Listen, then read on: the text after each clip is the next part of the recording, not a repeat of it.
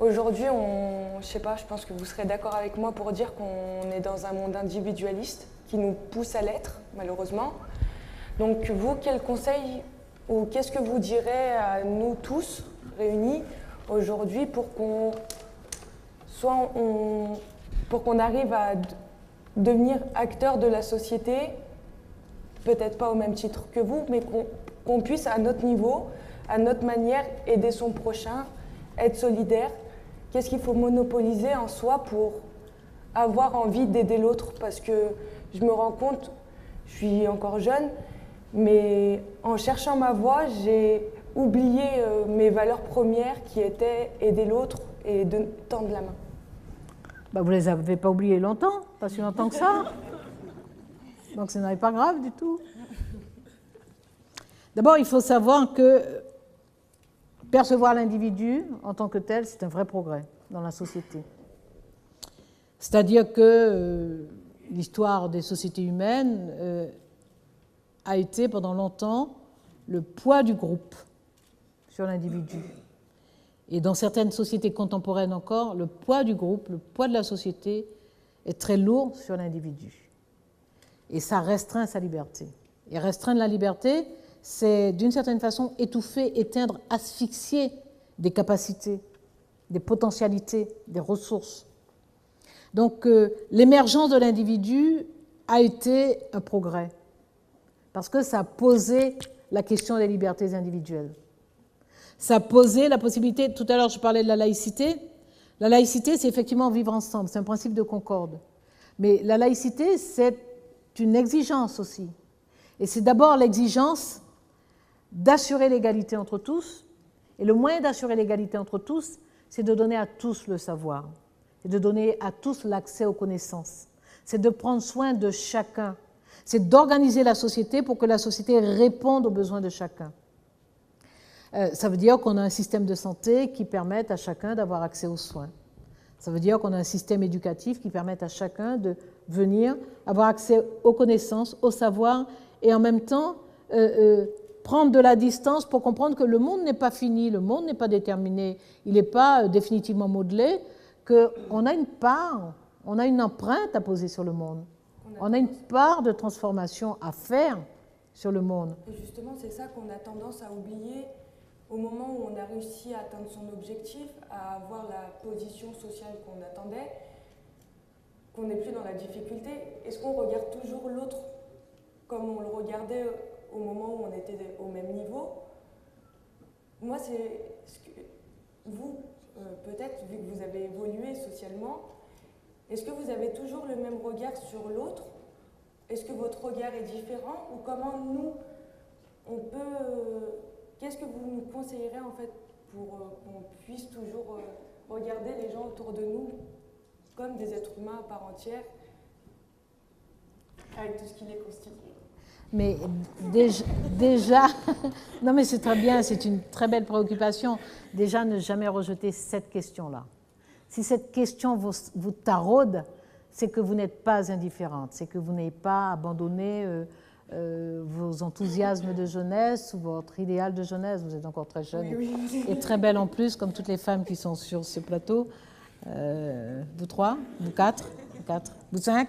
Wow, vous n'êtes que trois les garçons. Et non, on peut. Moi, je ne suis pas indifférente aux autres. Je ne suis pas indifférente. D'abord, je ne supporte pas l'injustice. Je ne supporte pas. Je ne supporte pas. Je me suis déjà exposée physiquement dans des situations où il y avait une injustice flagrante et je ne suis pas costaud. Et voilà. Mais dans ces moments-là, on a une révolte intérieure qui fait voir qu'on n'est pas qui fait oublier qu'on n'est pas Mohamed Ali. Mais c'est pas non, ça n'est pas inné du tout. C'est un choix de vie. Ça n'est pas inné du tout. Malheureusement, aujourd'hui, nous, enfin moi personnellement, j'utilise les transports en commun et aujourd'hui, je sais pertinemment que je peux me faire agresser, que la personne à côté de moi ne s'en souciera pas, quoi. Est-ce que ça s'apprend? Est-ce que c'est un message qu'on peut propager pour que l'ensemble de la population ait cette démarche de solidarité et de regard sur autrui, en fait. Parce que j'ai tendance à croire, enfin pour moi c'est devenu une utopie en fait. Je me dis que même limite aider les autres c'est devenu impossible. Je m'égare là, donc je vous laisse répondre. Non seulement ça n'est pas impossible, mais c'est encore souhaitable et possible. Ce que vous dites dans les transports en commun, c'est une réalité, mais ça n'est pas la réalité totale. C'est vrai qu'il arrive qu'on se fasse agresser et que personne ne bouge.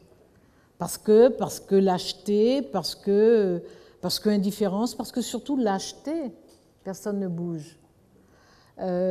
Mais j'avais commencé à vous expliquer sur l'individu. L'individualisme, c'est autre chose. L'individualisme, c'est l'exacerbation de l'individu en tant que tel. Il y a des gens qui vont s'épuiser à vouloir donner aux autres, à donner, y compris ce qu'ils n'ont pas. Moi, j'étais comme ça à des périodes. J'avais un époux qui était désespéré parce que je passais mon temps à donner, y compris ce qui était dans la maison et qui n'était pas à moi et qui était à lui. Bon, donc ça, il faut en guérir aussi. Mais non, oui, c'est un message, mais ce n'est pas un effort. Il faut peut-être faire un effort, mais ce n'est pas un effort à faire. On peut faire un effort si on constate qu'on est égoïste, qu'on se replie sur soi, qu'on organise sa petite vie. Est-ce qu'on est heureux dans sa petite vie, à soi, tout seul? Est-ce qu'on est heureux de ne pas voir les autres? Est-ce qu'on est heureux de... Comment? D'être seul? Bien sûr, bien sûr, bien sûr. Il ne s'agit pas de laisser les autres envahir notre vie. Il s'agit de ne pas s'enfermer soi. Je ne dis pas qu'on n'a pas besoin d'être... moi, j'ai eu l'occasion de vous le dire tout à l'heure, ma plus grande difficulté depuis que je suis ministre, c'est que je ne peux jamais être seule, sauf enfermée chez moi avec un livre. Il n'y a qu'à ces moments-là que je suis vraiment... mais au ministère, je ne suis pas seule, dans un cours du ministère, je ne suis pas seule, où que j'aille, je ne suis pas seule. Voilà, j'ai des officiers de sécurité, j'ai des équipes, voilà, et je ne peux pas faire un pas parce que, bon, voilà, j'appartiens à l'État, que des dispositions officielles sont prises en veille à ma sécurité. Donc, voilà, mais j'ai perdu de la liberté, j'ai gagné en sécurité, j'ai perdu de la liberté. Si on voulait vous faire un cadeau, il faudrait tous qu'on sorte 10 minutes.